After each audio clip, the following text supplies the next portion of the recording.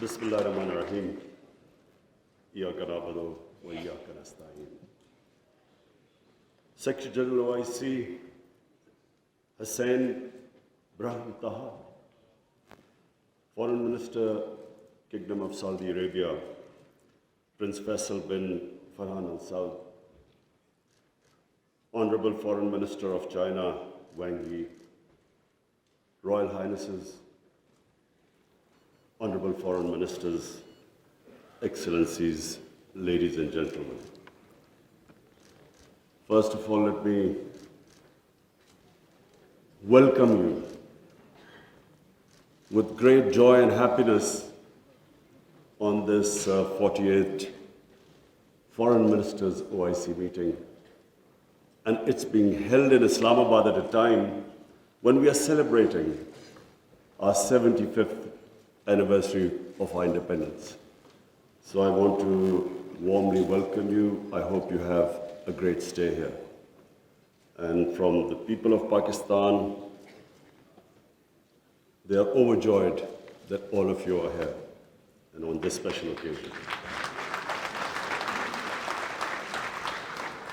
Today I want to especially congratulate our OIC members because of a landmark resolution passed in the United Nations declaring 15th March as a day to combat Islamophobia.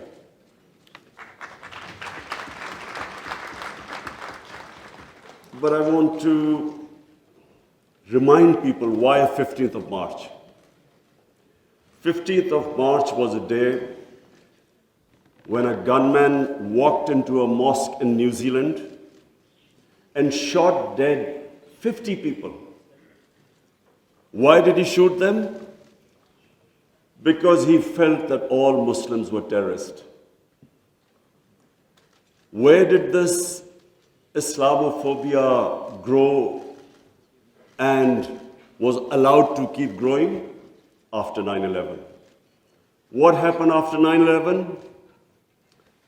Unfortunately, this narrative of Islamic terrorism, Islamic radicalism, this narrative went on unchecked.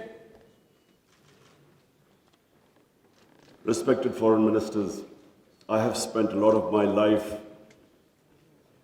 in England, touring all over the world as an international sportsman. And I understand the Western civilization probably much better than most people. I went to university there and then used to spend half my year playing sports in the summer in England. Now I saw this growing. After 9/11, this Islamophobia kept growing. And the reason was, I'm sorry to say, that we, the Muslim countries, did not do anything to check this wrong narrative.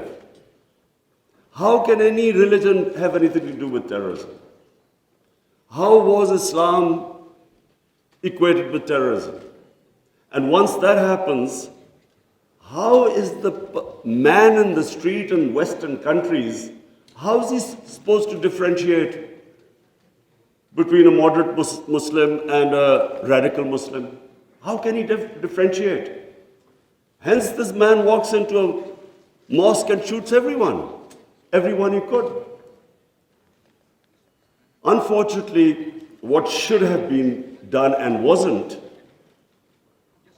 the heads of Muslim countries should have taken a stand on this. But instead, a lot of our heads of state kept saying things like, well, we are moderate. The moment you say you're a moderate Muslim, you automatically say that there is some extreme form of Islam. Our head of state at the time, after 9/11, he coined a phrase called enlightened moderation. I understand English better than most. I still don't know what it means. Enlightened moderation was a term to appease those who were relating terrorism to Islam. And unfortunately, as a result, there was this perception that there are different types of Islam. There's some radical Islam, there's some moderate, there's some liberal Islam. There is only one Islam, Islam of our Prophet Muhammad sallallahu alaihi wasallam. There is no other Islam. In human communities, in every human community, you have your moderates, you have your liberals, you have your conservatives, you have your fanatics. Every human community has that. The man who walked into the mosque in New Zealand clearly was not a normal person. So, but why no other human community was branded with their religion? 1.5 billion people branded by these terms. And there always should be self-criticism, because that's how you improve. Unless you analyze your mistakes, you can't improve yourself. So that was the biggest mistake we made. We did not challenge this narrative. And guess who suffered? Muslims living in Western countries. They kept suffering. Because any incident would happen, any terrorist incident by a Muslim immediately meant that every Muslim became branded. When 9/11 happened, I still remember, people were petrified in Pakistan, and I hope there was no Pakistani involved. How could how could whole community be responsible for some fanatical deed by some extremists? So therefore, this was it was one of the worst periods for Muslims living in non-Muslim countries. And then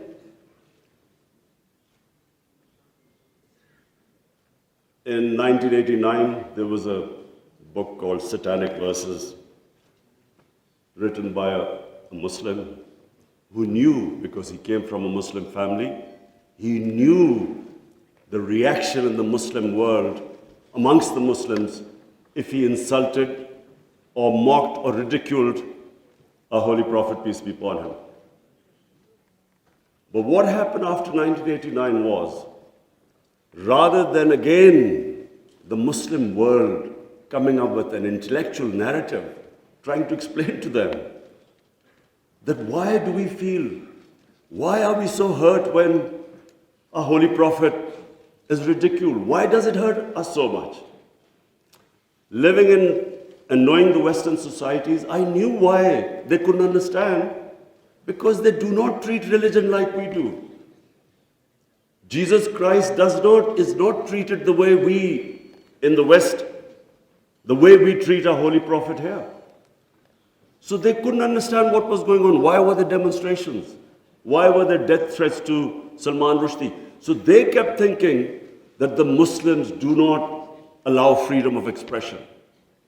So Muslim world is intolerant. It doesn't allow freedom of expression. They were able to vilify our religion. And yet there was no coherent response from the Muslim world. And therefore, we kept into the cycle. Every few years, there would be some cartoons, insulting cartoons against our Prophet. Every few years, there would be something insulting him. We would respond. There would be some act of extremists. They would not respond. So this Islamophobia, this cycle kept getting worse. And poor Muslims living in Western societies kept suffering. So that's why I'm really pleased that for the first time it has been acknowledged that Islamophobia is a reality and something needs to be done about it. And from now onwards, we hope that we will be able to put forward a narrative that why it hurts us so much. And honorable foreign ministers, let me just say that I only came into politics 25 years ago. I was watching this Islamophobia building up in Western societies. But two, I wanted my country. We were the only country which was which became independent in the name of Islam. And so,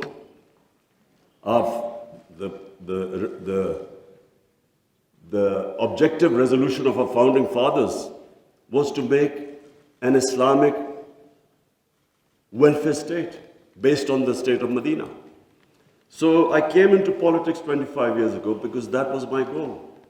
And just in this August gathering, let me just say, in the history of mankind, there was never a more just and humane state. Unfortunately, our children don't know about it. Even we in Muslim countries don't know that the modern state our Prophet created. Forget about Western countries or non-Muslims. How would they know about it when we ourselves don't understand that he created a state which laid the foundation of one of the greatest civilizations in human history for the next few hundred years? And that foundation was laid in the state of Medina. So what was that foundation? This is again what most people don't understand.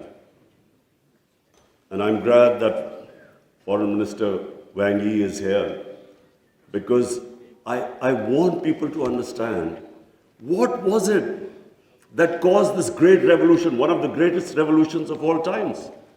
The state of Medina was one of the greatest revolutions. What was it? Number one, our Prophet was given the title in our holy book, the Quran, as Rahmatul lil Alameen, mercy for mankind, not mercy for Muslims. He came as a mercy for mankind. He came to unite mankind, not divide mankind.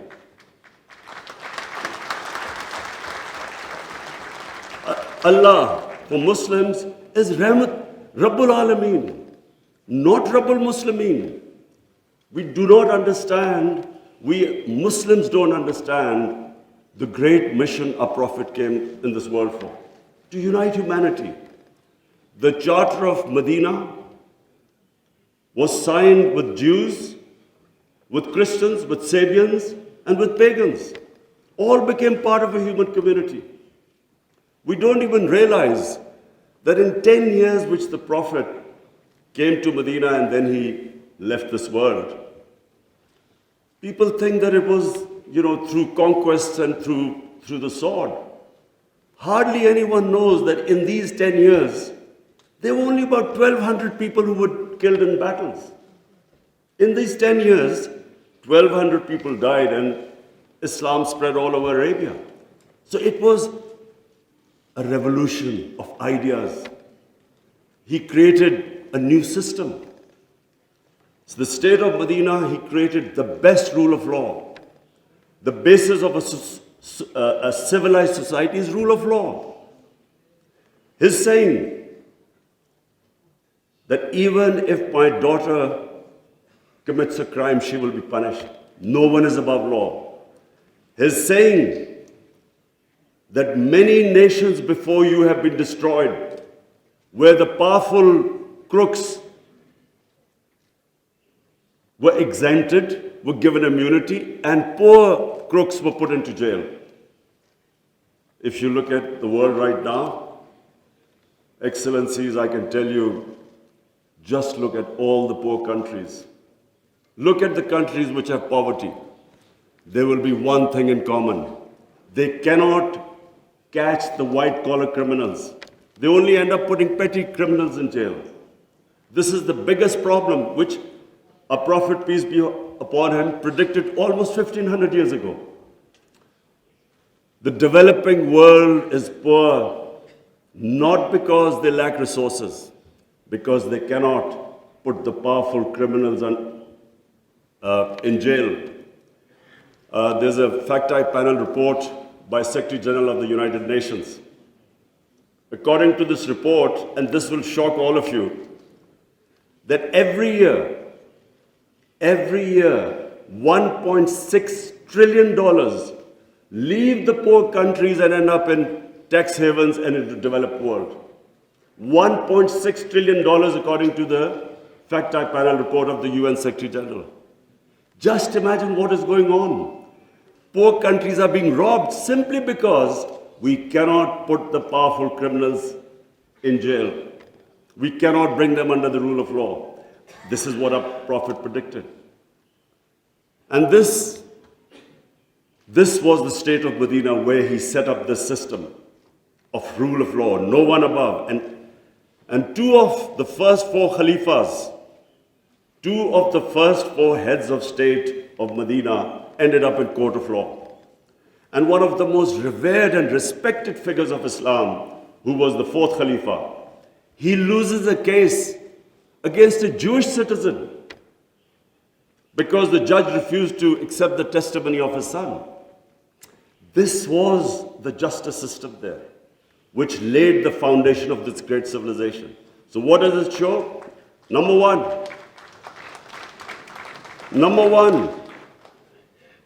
that minorities were equal citizens.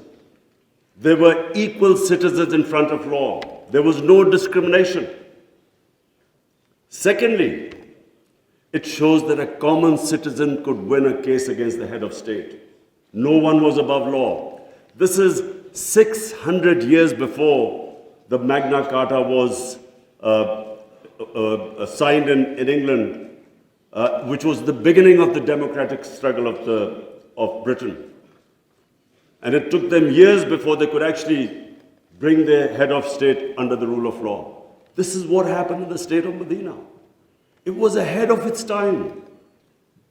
And then it was the first welfare state in the history of mankind. Compassion, humanity. It was a state which took care of its weak, its orphans, its widows, its poor people. It was the first time pensions were introduced in the state of Medina. They took care of the old people. A compassionate state. A state where they wanted to please the Almighty. How do you please the Almighty Allah? By looking after His human beings, especially the weak. This is what happened in the state of Medina. And today, I feel sad whenever I go to Scandinavia. I see what a welfare state should be all over the Muslim world. Look at humanity there. Look at the way they look after the weak. In fact, sometimes I'm sad because they look after the animals better than some of us look after our human beings. And remember, He's Rahmatullah Alameen, so whoever listened to His message, whichever human community will prosper. It doesn't matter because for all humanity, He brought the message of mercy. If you look at Switzerland, in the rule of law index, Switzerland is 99%. 99%. So with hardly any resources, it is one of the most prosperous countries in the world. So as I said, anyone who goes by the model of Medina will prosper. And then, quest for knowledge.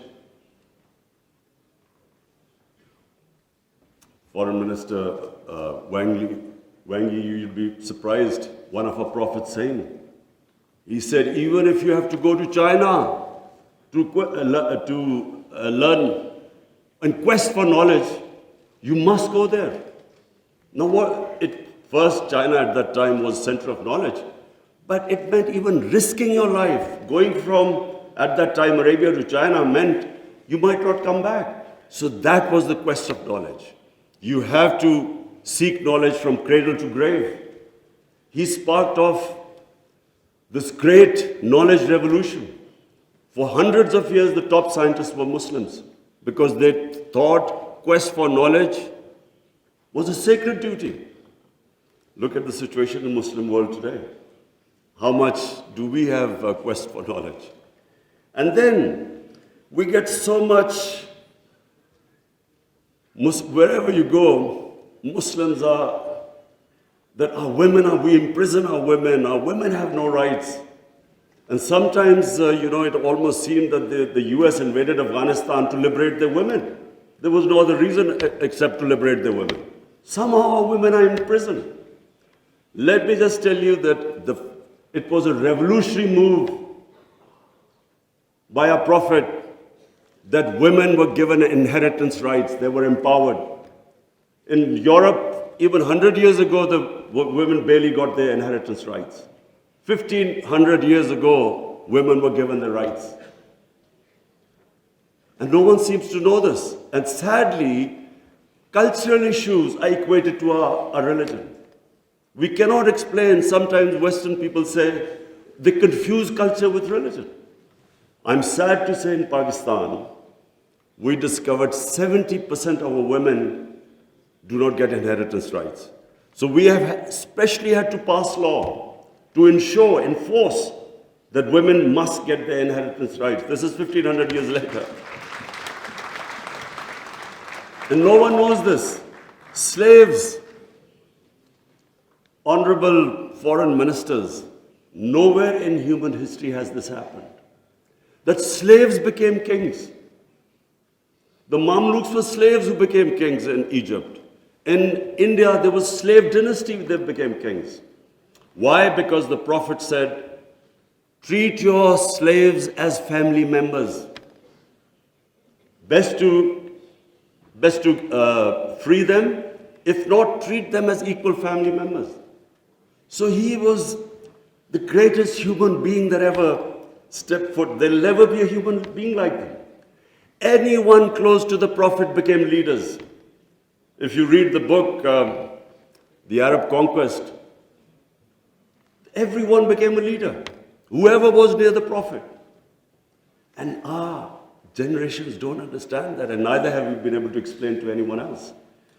Let's not confuse Muslim imperialism with the 10 years of Prophet in Medina.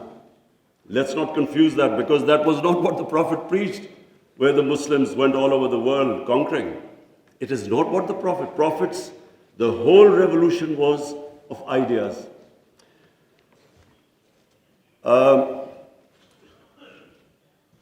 Honorable foreign ministers, one of the ideas of OIC is to protect Islamic values. So now I will say something which is completely different. I believe that Islamic values never have been so much under threat as they are right now. And I bring this to this August assembly because when I became the Prime Minister, I asked the police chief, asked him what the crime chart. I was amazed to note that sex crime, child abuse and rape is the fastest growing crime in this country. So we did further investigation. We discovered that the mobile phone, the sort of pornographic material available on the mobile phone to children, this has never happened in human history. So the material available is causing havoc in our society without us knowing. Parents don't know what's happening when the child goes into his room or something. They don't know what he's watching on his mobile phone. It is very important that this August forum, we should plan how to combat this, because it is already having a huge impact. We have a rise in divorces. We all know that the more vulgarity, the more a society gets permissive, it has a direct impact on the family system. One of the most important things about Islam is that our religion protects the family system. We have values like we respect parents. We have respect for our teachers. But the culture that is coming through, social media, we really need to think carefully, how are we going to protect our generations? I have formed in Pakistan a Rahmatul Alameen authority of scholars. The whole purpose is how are we going to give an alternate point of view to our children, cartoons. How do we, because children get influenced from that age onwards. How do we strengthen our children against this unpredictable social media revolution? How do we know where it is going? So I think that I thought at this meeting I should mention, because we need to start thinking about alternate media, how we can compete. You can't stop social media, but we can give our children, fortify them, strengthen them ethically and morally. Now I come to two important political issues. One is Palestine and the other is Kashmir. Honorable foreign ministers, we have failed both the Palestinians and the people of Kashmir. I'm sad to say that we have been able to make no impact at all. They don't take us seriously.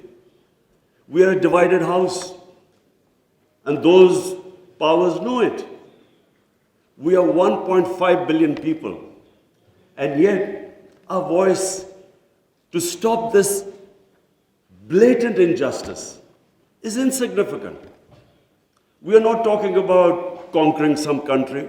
We're simply talking about the human rights of the people of Kashmir and Palestine, the international law, which is on their side, United Nations Security Council resolutions that back their right. In Kashmir, the international community promised them the right to decide their own destiny through a plebiscite. That right was never given to them. In fact, the special status of Kashmir was taken away illegally by India on 5th August 2019. Nothing happened because they feel no pressure.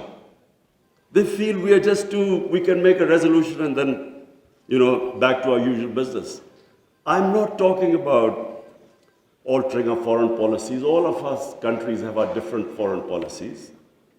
But on core issues, I am asking the OIC that unless we have a united front, we will keep these abuses will happen. Like in Palestine, it's daylight robbery going on in Palestine. The only hope I have is now because of social media, first time in Western countries, there's awareness of what's going on to the poor Palestinians. That is so far much more than the OIC. It's the mobile phone and the spread of information of the injustices being done to the Palestinians. That is the best, at the moment, the best way to protect them, not us. In Kashmir, it's a war crime, according to the 4th Geneva Convention, to change the demography of an occupied land. India is changing the demography of Kashmir by making the Muslims from a majority to a minority, by bringing in settlers from outside. This is a war crime. Yet no one has pushed about it. Neither India has pushed nor Israel, because they think we are ineffective. So, honorable foreign ministers, let me just say that the way the world is headed, I'm afraid it's headed the wrong way. There's a Cold War almost started. There is a chance of world being divided into blocks. We 1.5 billion people, unless we're united, unless we take a united stand, we'll be nowhere.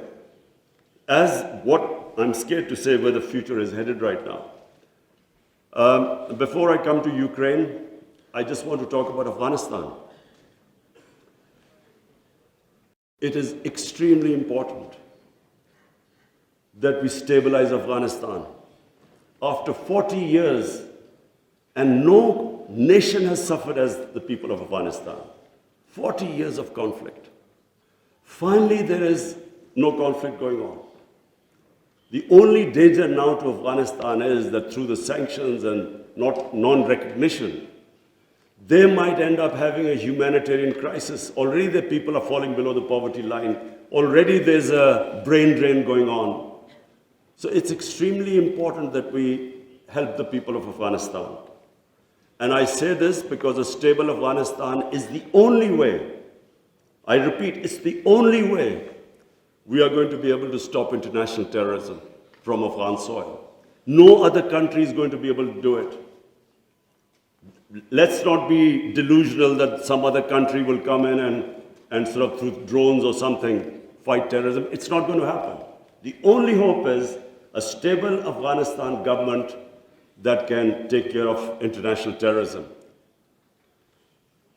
I want to add a word of caution. Anyone who knows the Afghan character should be cautioned that please do not push the people of Afghanistan to do things where they feel that their sovereignty is being threatened. They are very proud, independent-minded people. They have always fought for their sovereignty for hundreds of years. They do not like the idea that someone is dictating to them. So I would caution that let's help them, let's encourage them, let's get them involved in the international community. And I believe that the people of Afghanistan are strong enough to evolve and go in the right direction. But please let's remember that the Afghan character does not like outside interference. And finally, I come to Ukraine. I'm, like I think everyone here and the rest of the world, we're all worried about what's going on there. May I suggest that the OIC, during its discussions, the foreign ministers, we should think about how we, represent 1.5 billion people, how we can mediate, how we can bring about a ceasefire, how we can try and put an end to the conflict. I'm going to meet His Excellency Wang Yi after this, and I want to discuss how maybe OIC, along with China, how we can all step in and try to stop this conflict, which is going to have, if it keeps going the way it is, it will have great consequences for the rest of the world. I have already, as the head of the government here, I can tell you that we are already suffering. Oil prices have gone up, gas prices have shot up, wheat prices have gone up because of this war. And if this keeps continuing, this is only going to get worse. So therefore, we should, all the countries which are non-partisan, we are in a special position to be able to influence this conflict. So as I said, I would want the foreign minister, Shah Mahmood Qureshi, please discuss with the other foreign ministers, and I will discuss with His Excellency, the Chinese foreign minister, how we can all, as a bloc, OIC and China, how we can influence the events in Ukraine and stop this and have some ceasefire and resolve this conflict. Lastly, honorable foreign ministers, let me again say what a pleasure it was to welcome you to my beautiful country. I want to end by saying, again, I repeat, that the world is moving in a direction which is sadly worrisome for all of us. In bloc politics, in Cold War, and this 1.5 billion people we keep underestimating the strength we have. Somehow we lack self-belief. As a sportsman, I can tell you that a team that has self-belief will defeat a team that is far more talented but doesn't have self-belief. We don't have self-belief. We somehow look to others to help us and get justice. But where the world is headed, it is extremely important that we get united and on certain core issues take a stand. And let's not be dragged into blocks, into the conflicts. We should stay as a bloc and show our power in bringing about peace rather than becoming part of some conflict. Thank you very much.